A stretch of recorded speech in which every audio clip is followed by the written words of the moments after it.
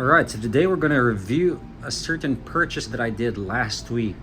It's another micro brand based from Sweden, and I just want to do a quick review as to what kind of things comes along with this piece and the cons behind this piece and why I still think this is a good purchase for me. You get a watch head without a bracelet, so that's one con already. You get this beautiful single branded pouch of sorts, and then you get an assortment of straps. Of course, they gave me a lot of straps because, again, this piece does not come with a bracelet, so you get a nice leather strap. These are all signed and these are all quick release, all in 20mm, and then a yellow leather strap,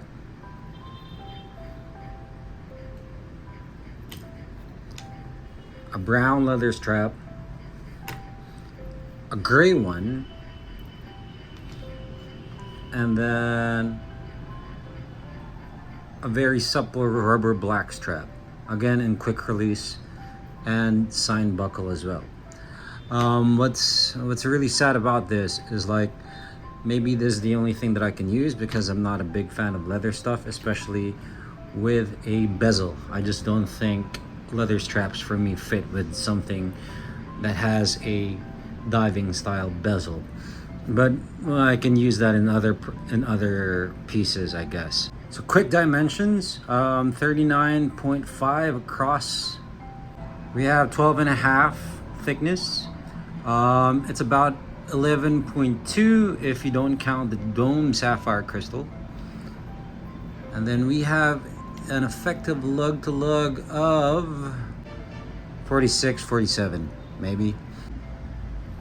So as you would have guessed already, we have a very gorgeous aventurine dial. So I just want to mention this is from Coast Company. Coast Company is a micro brand out of Sweden, but the guy, I believe, is from the States. They actually, I think they're going to close down. That's why they're selling some pieces and some prototypes. This is actually a prototype that I was able to acquire from them directly. So this is a Pacific Explorer. They call it a Pacific Explorer. This one is an aventurine dial with gilt printing. So you guys would see that from the triangle, all the indices, the printed one, the 369, are all in a photina, and then the bezel would be in a gilt pattern, and even the chapter ring will be in a gilt pattern as well. Now, this is a two-part construction, I guess, because it has a bronze bezel and a bronze crown. It's also signed there. So there it says there steel bronze, 1 out of 100, but it never made through any kind of production. So I believe this is the only one. It has an ETA 2824 automatic and a water resistance of 200 meters.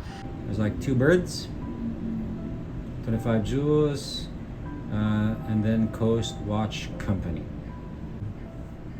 Very beautiful domed sapphire there.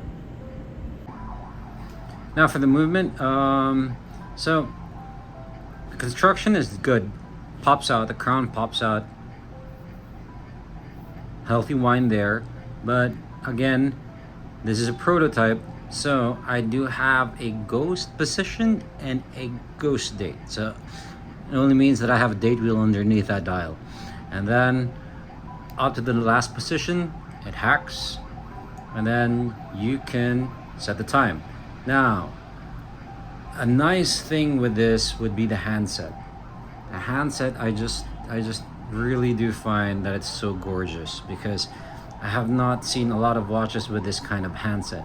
And then there's a nice Easter egg with this handset as well. If you would look at the hour hand, as it approaches the 12 o'clock, you will see that there's this segment in the hour hand that would replace the letter A, and then it still becomes Coast.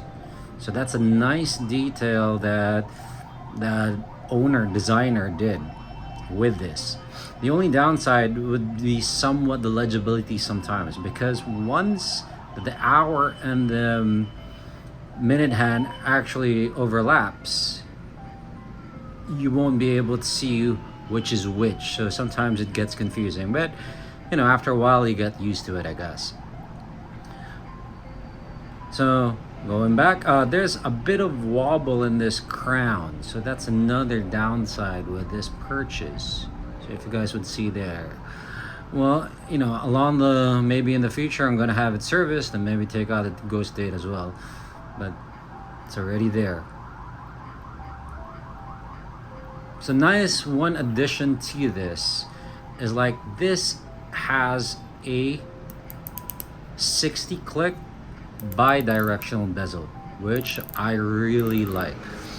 I have a GMT, but sometimes I'm too lazy just to track another time zone, just to operate another thing. So if I'm just going to track a time zone, I find this much more useful than having a true GMT. So this actually works for me. The bezel is okay, I can't complain that much. Again, it's a prototype. It does have some play every time that you try to fix it in a position. So you guys would see there, and then it lines up. But so if I try to adjust it here, maybe there's a little play, and then it eventually lines up. But again, it's common for 60 click bidirectional bezels to have this. And again, a prototype. So a thing that I was like expecting that this would have actually poor loom. One, because there's a Fotina. Number two, because it's a prototype. Usually prototypes really don't have nice loom. And again, it's a Fotina, but it's not as bad. I was surprised because yes, it does not grow as bright like an X1C3 because of the Fotina, but it kind of lasts decent already, and it lasts longer than my Maurice Lacroix or my Wilhelm Talos. So here it is on my 6.5 inch wrist. A lot of reflection from that dome crystal and that ceramic bezel. It wears pretty good on my wrist, considering I hate 12mm thickness watches, but all in all, I think I can get away with it, especially on this cheapest NATO Moon strap that I have on. I always include my trusty Sunto compass with it because I just like the look, because this is loomed, and the watch is loomed, or the dial is loomed. But I have to say, pretty much the fit is nice. It sits nicely on my wrist, and that dome crystal really just like gives this nice distortion effect, and a very nice dial just to look at, as long as you don't mind this dirty NATO strap that I have not cleaned yet. So the price that I paid for is 650 USD to be shipped to my country. Now, so in summary, I just want to, it's a beautiful piece. I can never say enough for an Aventurine and a 369 dial, because I just really love the 369 numbers and the big triangle on top with the ceramic bezel. There's not, I just really think that the 650 was like worth it, but I still can't shake off that there's a lot of cons about this watch. So in summary, let's talk about the cons. One, it has a ghost date, which eventually maybe I can have that removed when I do have it serviced. Two, it could have much better lube, but I'm not really that complaining that much. Three, a wobbly crown, but again, can be done some work in the long run. But the fourth con that I see owning in this watch is the service afterwards, or the parts thereof, because as I mentioned, Coast actually is closing down its doors. That's why they're selling all their pieces all together. So along the lines, if I just want to have, let's just say my dial breaks down or just like cracks, I really don't have anywhere to go to for parts. So it looks like a robust watch, but it's fragile in a sense that I have to be careful with it as well. If I get connected to this watch, that there is a part that I might not be able to replace along the lines of owning it. But then again, that's the risk, I guess, to get something really, really rare and unique. As I said, this is a prototype that they did back in 2019. They never really pushed through in producing these units.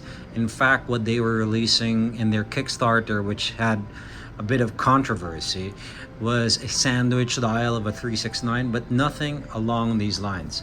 So it's not even on the website. It's not even on their Instagram account.